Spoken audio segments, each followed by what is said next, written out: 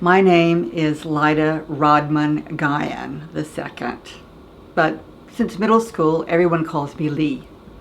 I live in San Francisco, but I grew up in northern Alabama and North Carolina. Both sides of my family immigrated to this country in the 1700s. My mother is from England and my father's from France. It was just 4 years ago that a door opened onto the possibility that my ancestors were enslavers. To my mind, my family did not fit the profile of enslavers I've encountered in history books, Hollywood movies, or even PBS documentaries. We were not from the Southern planter class. But two things happened in 2018.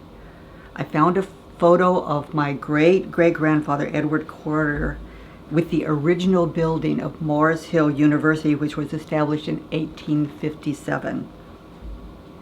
Edward Carter had donated the land for the school and was a founder and early trustee. Not long after, I learned through Joseph McGill of the slave dwelling project that Joe Anderson, an enslaved man and master bricklayer who literally helped build the school, was jailed and held as collateral by the building contractor.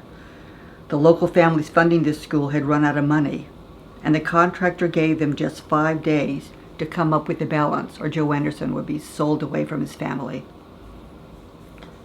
I was shaken that my Carter ancestor had had any part in this travesty, but this was a crack that opened the door. Joe Anderson has certainly not built this school alone, and he was certainly not the only enslaved man in Madison County. I contacted an archivist at Mars Hill University, and she sent me the slave schedules from 1860 that listed my great-great-grandfather Edward Carter as owning 3 people. County bills of sale gave them names: 23-year-old Jane, her 3-year-old son Ben, and Harriet Jane, Jane's 1-week-old daughter. Other family names appeared on the slave schedule, as well as names of other Mars Hill College trustees. It's difficult to describe the feelings of holding these slave schedules and truth of my family enslavers in my hands. Time froze, my chest constricted, and anxiety spread. In that moment, I felt the weight of slavery.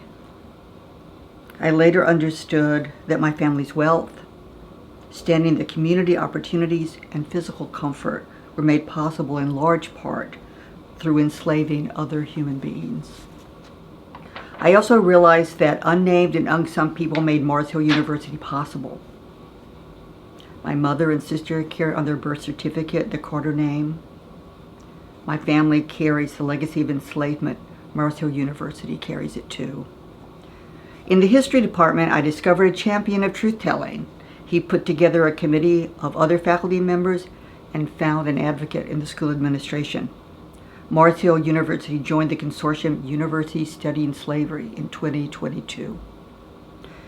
This spring, 5 African-American undergraduate students sat on a panel at a regional University Studying Slavery conference in Greensboro, North Carolina, and they told the uncomfortable truth that their university elevated the mythologized memory of Joe Anderson while maintaining white supremacy throughout much of the school's history.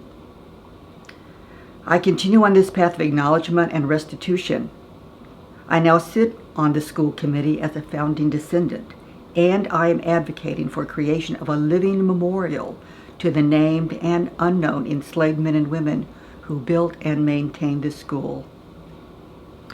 I'd like to see a memorial centered at the heart of campus, perhaps at the entrance to the new student center. And I would love for it to be a beautiful and welcoming place where students and community members gather to relax, to honor, debate, discuss, and reflect, and celebrate. In this way, I and the university can continue bearing the truth.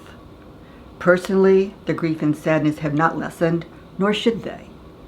But they are motivators to effect change and couple our stated ethics and morals with action.